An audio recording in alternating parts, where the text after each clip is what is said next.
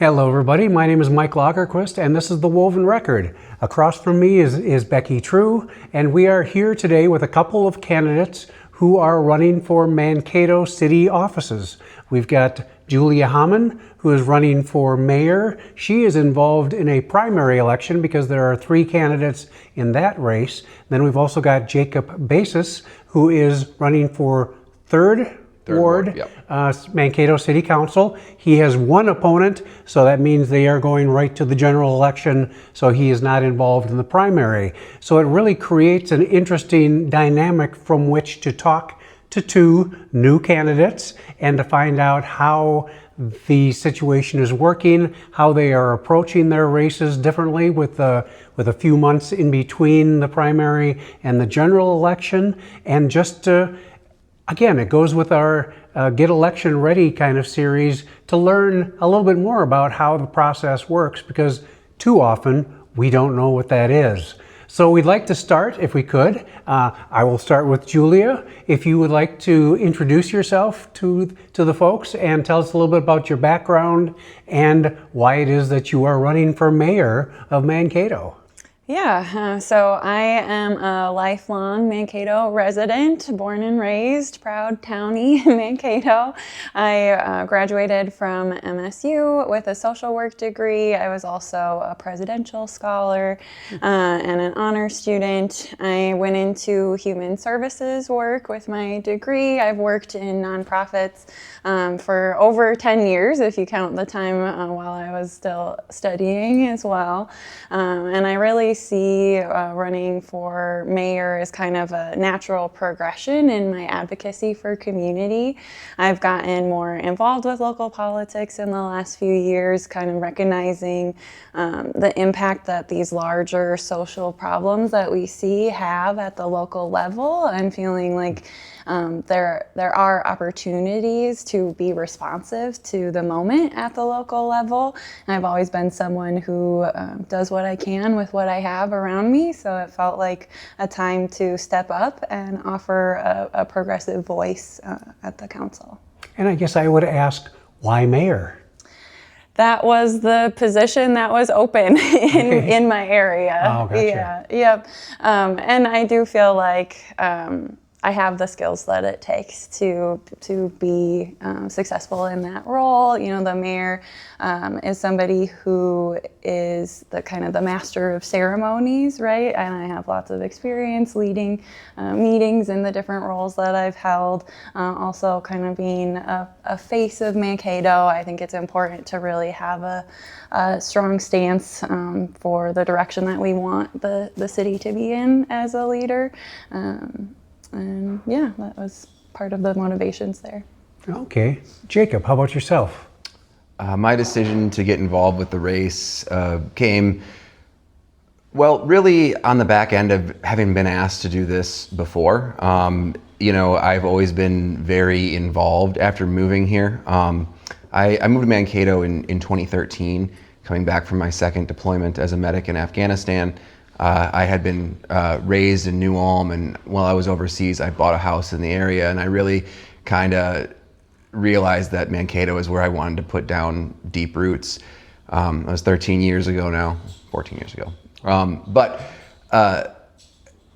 I had started a business here, and we had done something very similar to this, where we had a like community and arts podcast, and did over 150 interviews with them, and ended up getting pretty deeply embedded in the community, along with just being present for what was protest movements and other things happening. I've always been interested in politics, and you'll find moving through those spaces that there's not really, like, you know, there's maybe a couple hundred people who show up to everything. And then, you know, people start deliberating work, and, you know, the last couple times offices come up, people have said, you know, you should run for office. And I said no, because I didn't see myself in that role at that time. And frankly, things were different this time.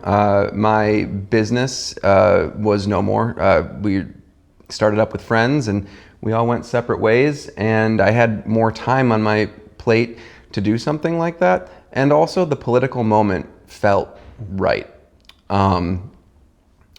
Basically, city council has always been this kind of, I think of it as a filter for ideas and decision making. You don't craft policy as a city council person.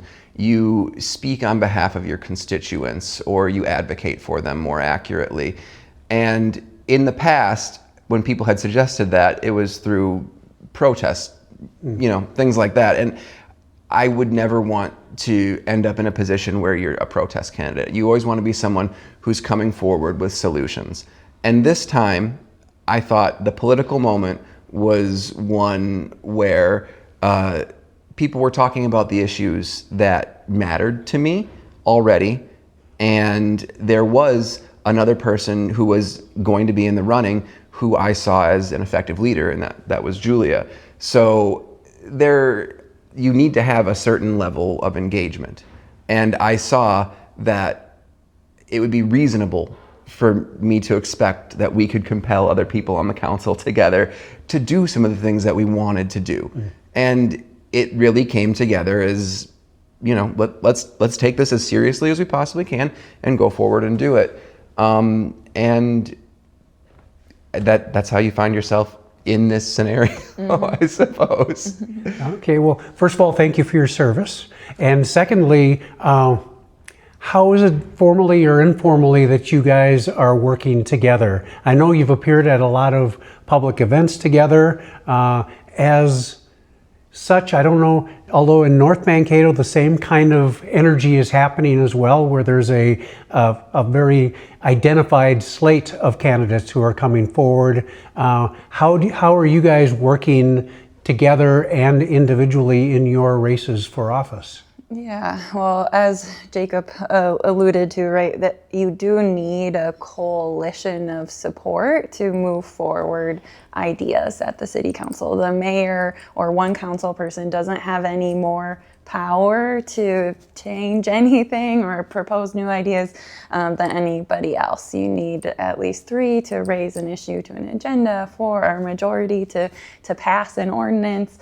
And so that is part of our motivation of running, is kind of supporting or presenting together as a progressive bloc on city council, and then supporting each other's campaigns as we move along. We have similar interests as we want to learn from the same people. So, we're sharing meetings together, talking to different community groups together, also sharing some ideas when it comes to strategy and social media and that kind of thing, and just generally supporting each other in the process. Yeah, I mean, we had met quite some time ago through my time in the service industry and working with what was formerly Triple Falls. I had the opportunity to interview you on the podcast, and I had been aware of some of the work that you were doing. We'd crossed paths before, so hearing that, it just really started that conversation of where are our values at? I believe they're aligned. You get together, you talk, you find out that they are, and it really does put things into perspective. You look at it from the outside and you don't necessarily know how things can change, but then you study how the change actually happens and you start to get realistic ideas of how that works. And, working together is what we have to do every day in the job, and the performance of working together in a campaign, I think, shows that we're more than capable of doing the job when we are elected. All right. Well, we've talked a little bit about how you got engaged in this, and a little bit about the fact that protest has been kind of obvious. Let's not even call it citizen protest, but more citizen engagement, and how people perceive government to work for them, or in some cases not for them. And I'm wondering how you see a better way to implement some ideas for general types of policy, how those can kind of percolate up from the citizenship and get to a point where the city council can assign that as a possible policy to look into. Yeah, I mean, I think community input is really important. And on the campaign trail, I have heard from a lot of people that are advocating with their council members or with the mayor, and or inviting them to opportunities to hear from them, and not feeling very well responded to, or feeling shut down, or feeling like they're not showing up. So I think that would be an easy place to start that wouldn't even require policy, is just showing up to the spaces that we're being invited to, and really honoring the expertise of these engaged community members and the voices that they represent, and making sure that that is raised then to other council members and the city manager and city staff. Yeah. I don't want to just reiterate what she said, so I'll piggyback off of it and say that I also think that being highly accessible and doing information, like putting information out there, making sure that people are well educated on what's happening in the council chambers, and being more transparent. I mean, just today, not to talk about my social media posts, but I was saying we should publish the work sessions. There is absolutely no reason to not publish an open meeting, and there's been a huge conversation around the last work session, and people don't have all of the information because they couldn't watch it if they wanted to. And that means that people can come in and they can just say anything about it, and then the conversation changes to be about that. So, you know, there's kind of some easy transparency wins along with like civic education and engagement, raising those things, because the more disenfranchised people feel, generally the worse the public responds to how protest movements engage. The more well cared for and heard people are, generally the better they work within the system. I mean, obviously things fall on either side of that, but I think that the situation in Mankato is one where we can deal with one another, and we can make room for a wider variety of voices. Okay, and speaking of that wider variety, you are both younger, I believe, than anyone who is serving elected office in Mankato right now. What types of interactions have you had with younger voters, and how has that kind of influenced your ideas for running for office?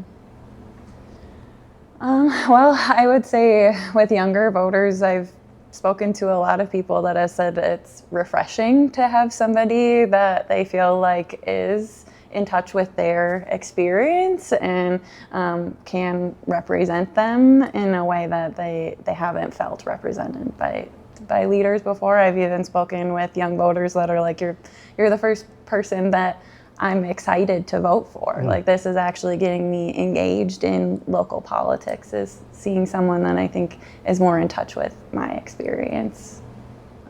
Any examples of what those experiences are that they find refreshing connections to? Yeah, I mean, I think just in general, being younger, but also just looking at the ways that we are experiencing the world, affordability, and things like that. It's a very different world to be navigating than it was even 20 years ago. But our parents' experience being able to afford college with a summer job and buy a house, and that it doesn't look the same anymore. And I think it's important to recognize that a lot of our population is having that similar struggle now, and it's not how it was in the past. Well, when it comes to young folks, I will say that they are politically complicated people. The youngest of the Gen Z, or even, most of them actually went to school right in the middle of COVID. And they have had some pretty extreme examples of political speech happening throughout their integration into regular society.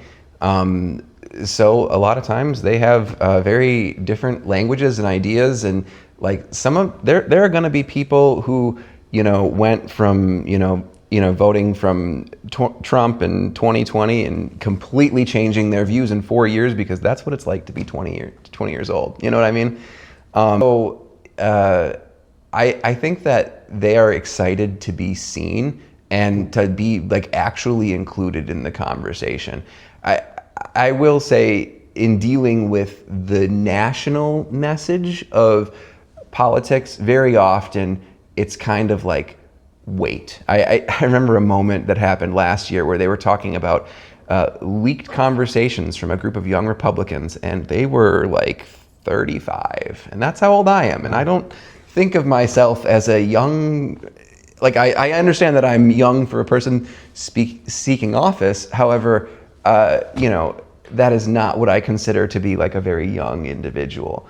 So acknowledging that they live here, and for me, I live in Ward 3.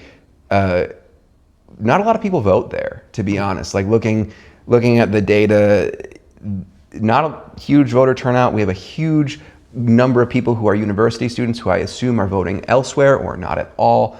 And there's a lot of outreach to be done there, because at the end of the day, that population is constantly moving through Mankato like water, and we need to make them feel like they are part of it, by caring for them and providing places for them to be. And if you live on campus, I'm sure you've heard the sentiment before that sometimes it can feel like you're in a different town. Mm-hmm. And I would prefer it not to be that way. Always having that be part of the conversation and talking about how things happen that way. So I think generally they're just very happy to be included and picked to speak. I have heard that so many times. Like, nobody asked me before. I'd have to think about that. Or, sometimes they're just ready to support you because they don't like someone else. I mean, such as youth. It's a good place to be, but you also want to earn that position and not be the other. Correct. The alternative to somebody they don't like. And you do have to say that a lot in our position. Like, sometimes when you're talking to a person who says, how do you know, how can I trust you? And it's like, well, like any politician, I'm gonna have to prove it to you. And I look forward to the opportunity to do that. And that's really kind of it. You have to earn trust. Yeah.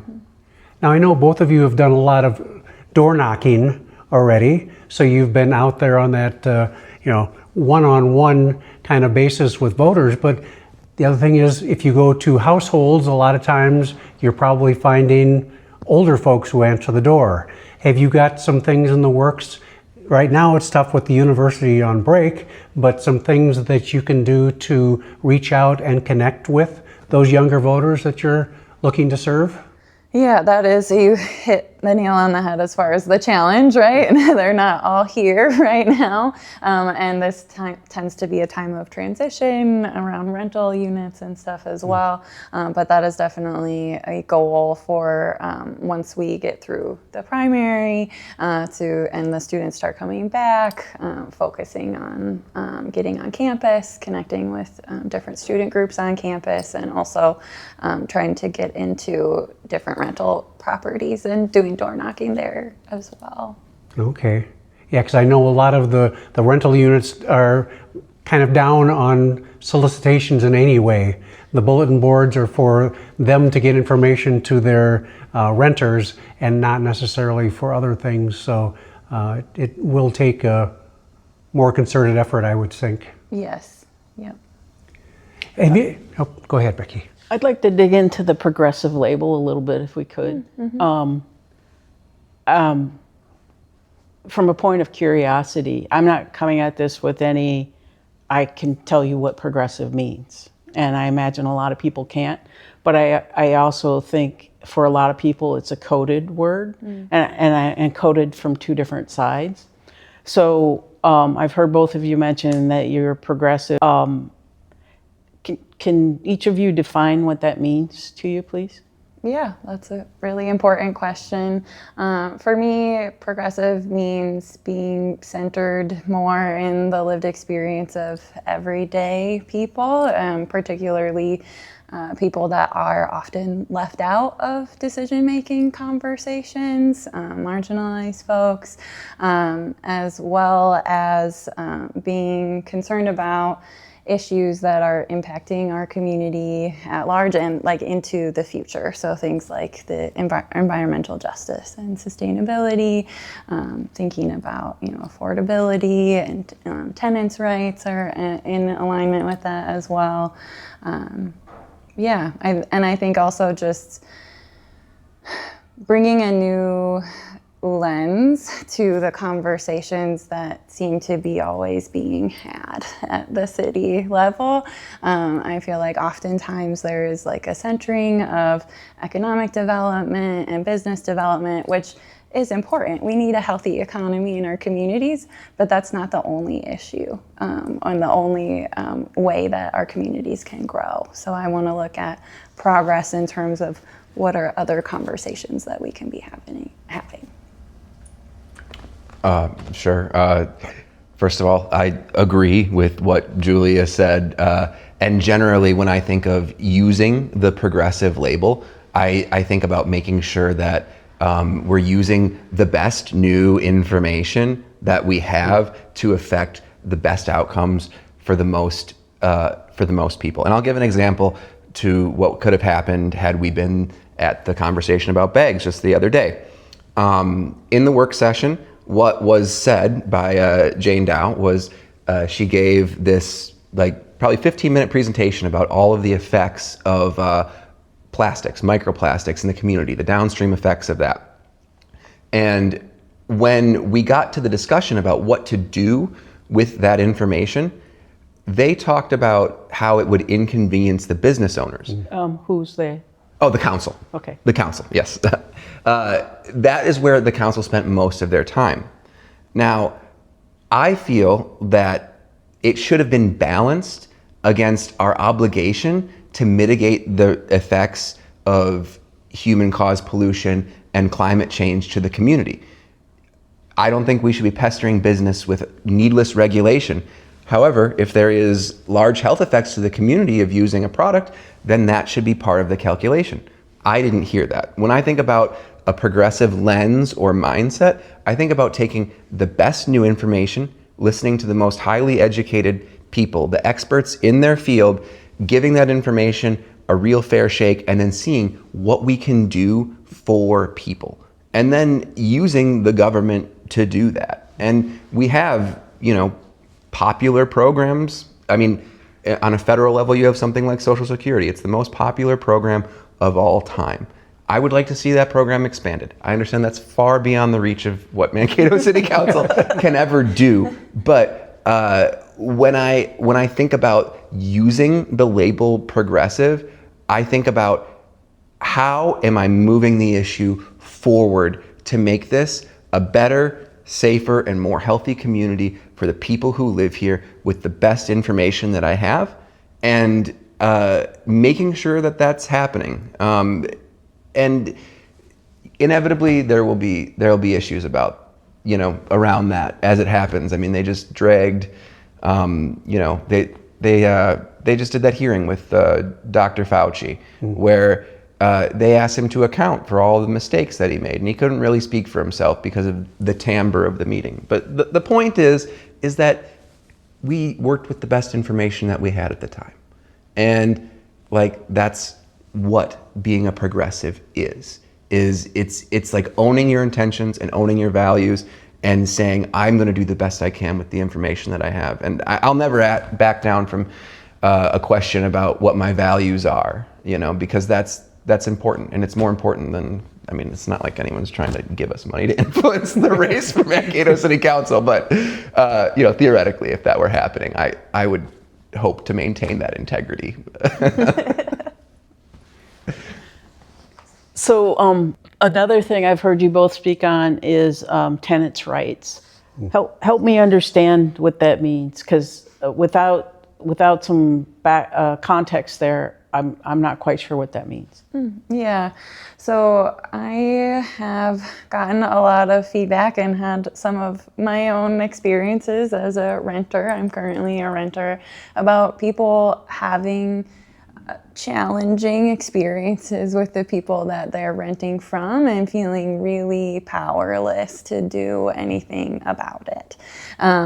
Things like living in homes that are in disrepair and getting the minimum solution, and saying, oh, that's good enough, you've met your standard, but you're still not really being given a dignified quality of living. And so there are opportunities for the city to respond to that and try to help balance out that very imbalanced power dynamic. Things like a renter's right to repair. They have similar laws in Duluth, I believe, and other communities around the country, where it makes it easier for a tenant to handle some of those issues if their landlord is not being responsive, without bearing the burden of that. And there are some policies currently in our community that give folks an avenue to try to respond in those situations, but they're not the most accessible. And people don't know about them, and you need to have a lot of time and energy to go through a court process. So who is that really serving? So it's issues like that. Okay.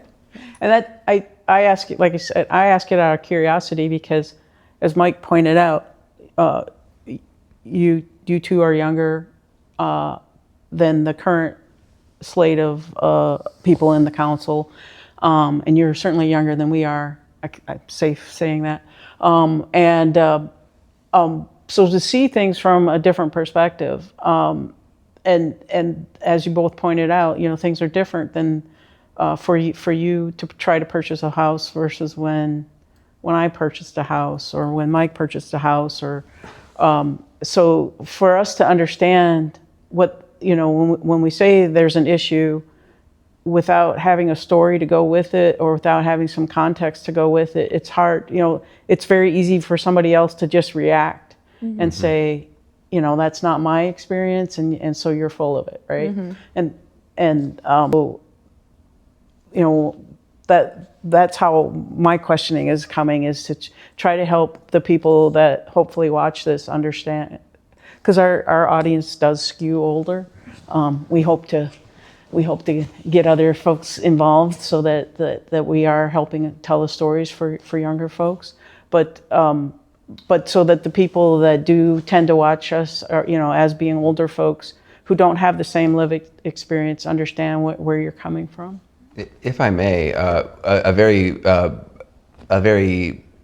politically radicalizing thing for me has always been my living situation, because when I was overseas, I was able to buy a home, and I bought it at a very low interest rate at a great time, and I came back and I was able to work in the service industry and start my own business. And I was realizing, looking around me, that most of the people I knew who I was working with were college students who didn't have the same economic mindset as I did, and I had nowhere near the career opportunities that they did. And what did I do with those career opportunities? I started a business. I did all kinds of things. I got socially engaged. I made art and music and did things that eventually led me to this position.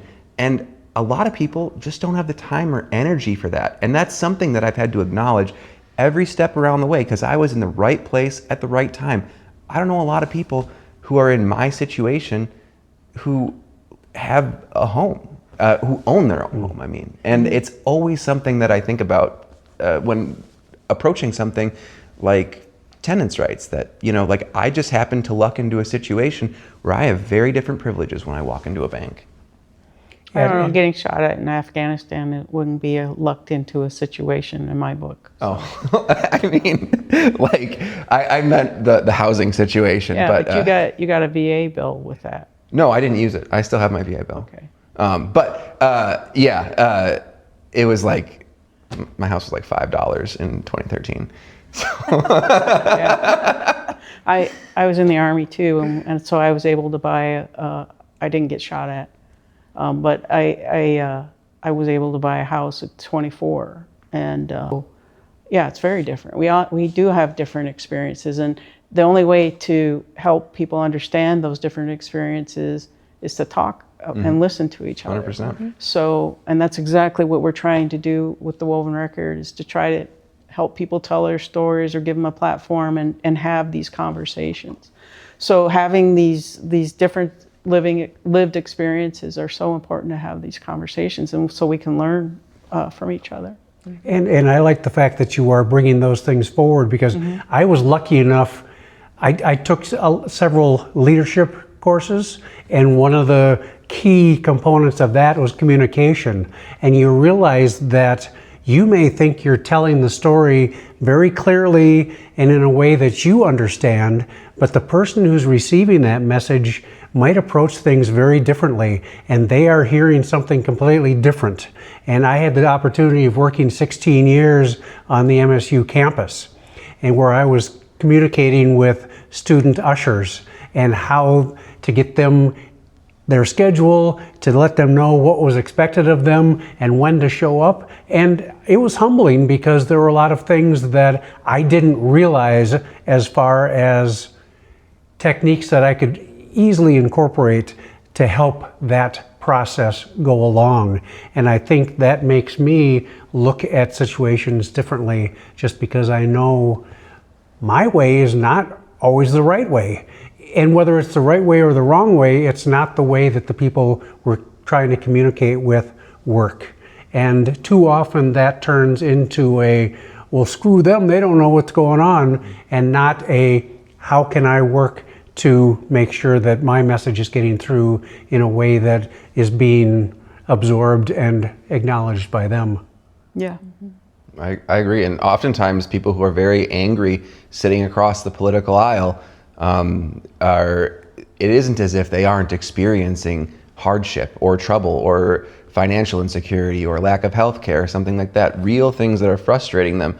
I mean, I think that they're being sold a bridge, but no one should be left out to, not be taken care of. So I'm not trying to find myself in a position to advocate for just the people who agree with me. I want to make Mankato a better place for anyone who steps foot in it.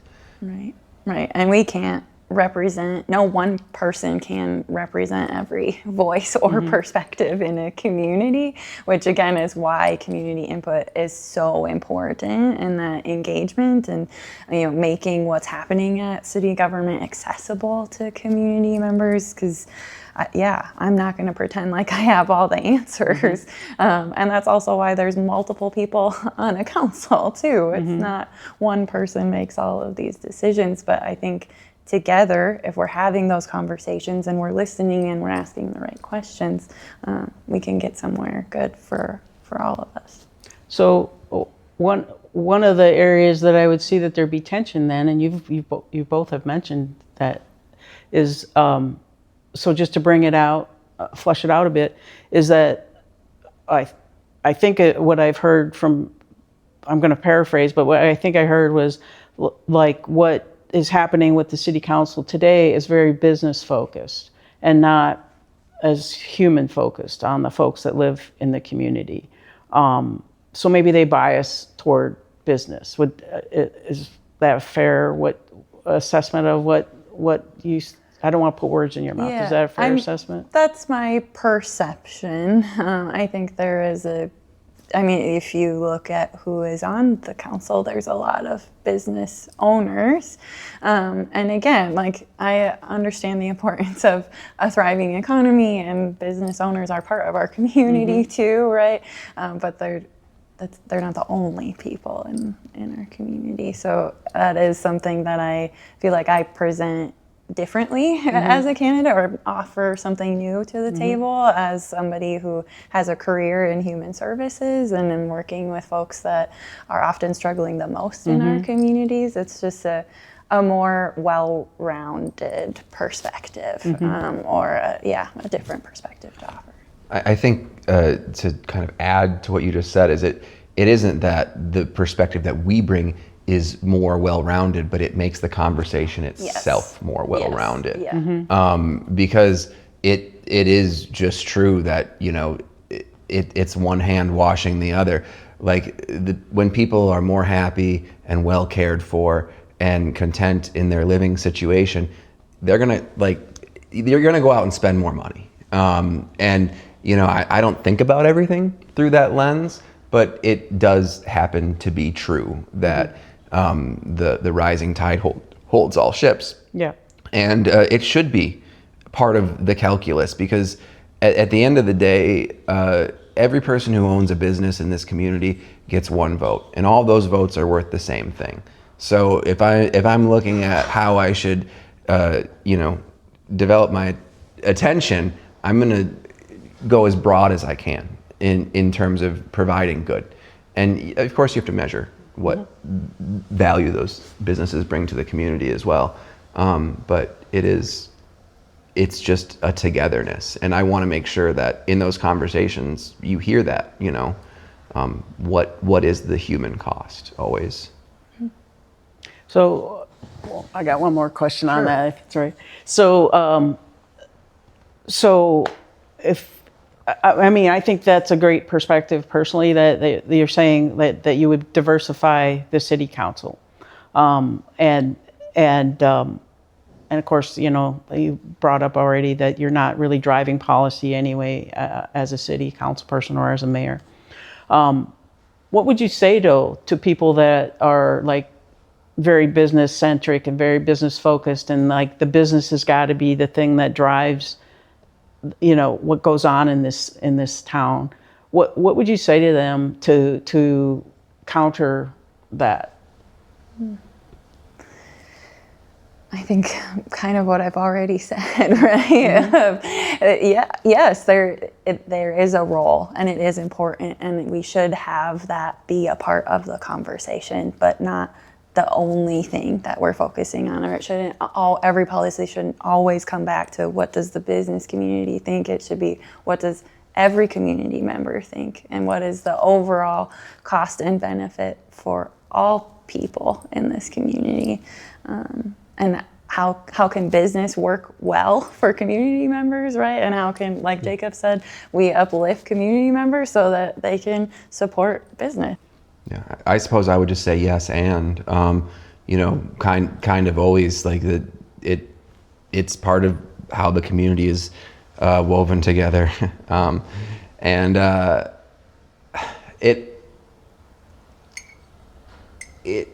ideas should stand on their own merit, and I think that is at the heart of the job. I don't think anyone, I don't have any like anti-business sentiment. I don't think about a new business coming to town and go, unless it's like the toxic sludge factory or something. You know what I mean? A business comes to town, they pitch their services, the community decides if they want to support it or not, In some cases, there's more public discourse about that, but it's just like anything else. There's good and bad ideas, and I'm not any less interested in hearing about the ideas about business or public safety or anything else than the other thing. I just want to make sure, as much as we're talking about those things, we're talking about other things, or at least acknowledging how other people will feel the effects of the things that are most commonly advocated for. So it's not either or, it's just yes and. Mm-hmm. And I think sometimes those questions, if they get brought up, are not given much time. Mm-hmm. Something like, okay, great, let's give tax increment financing to this company that's going to bring 100 jobs to Mankato. How about doing something to either guarantee a livable wage or provide housing for the employees who are coming in so that they don't have to go and get another one of those new jobs that we're bringing in just to be able to afford an apartment, which for me, the costs are, as a guy who bought a house in 1982 here in town, I don't think college students should be paying 1.5 times a month what I pay for a mortgage payment.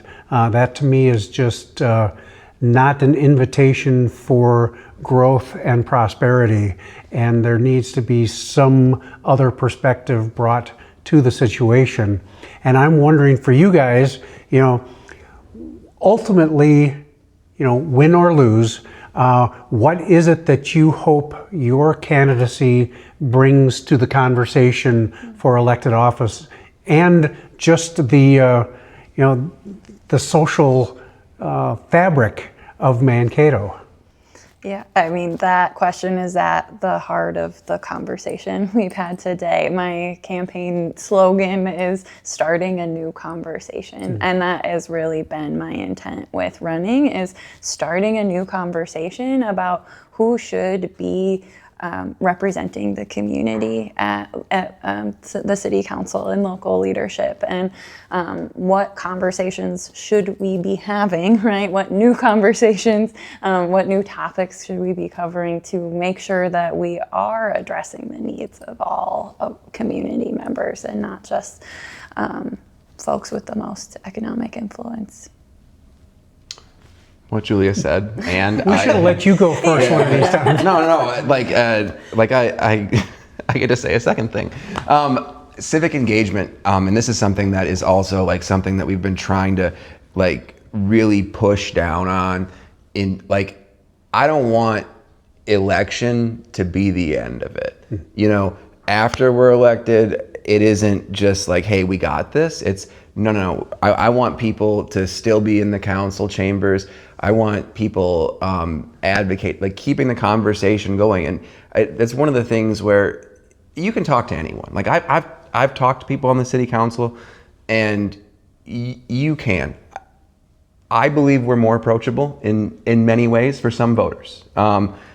But like bringing the people who hopefully put us there, like more into that conversation, like raising the level to which they see themselves represented in the community and like heard, all of those things, I think builds for a better outcome.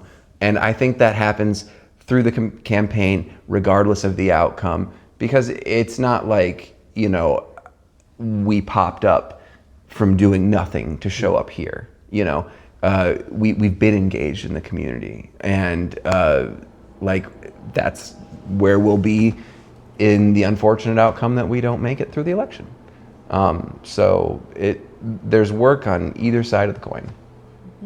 Yeah, I agree with that. And I think we've already been doing that. I've been having so many important conversations with folks about how city council functions that people really didn't know. And once they understand that, they are more inclined to be engaged, because they're like, oh, I see why it's important for me to show up and have my voice heard in an open forum. And I see why I can't just trust my council member to just, do what I hope they'll do, because no one council member can. It takes a whole community to make their voices heard on issues to really move them forward. That's why it's so important that you're running, I think. That people like you are running. And I think it's important for all populations to have people representing them running, because that's, in our representative democracy, that's what we need. And if you're not participating, that's a real bad sign. So I'm glad you're running.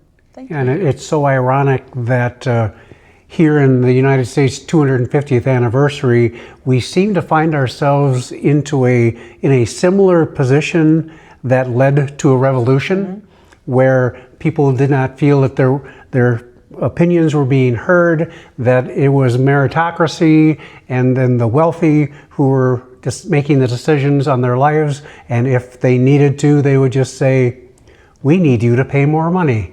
and then we will take that and do with it as we see fit. So yes, it is a great opportunity for those who are into the history of the things, but it's also very important for those who are in for the future of things. I think that's really the voice that you guys are bringing out right now. So I also thank you for running for office. I did it one time. I know a little bit about what you're going through, but it's always a new experience, and it takes a community to improve upon itself. So thank you.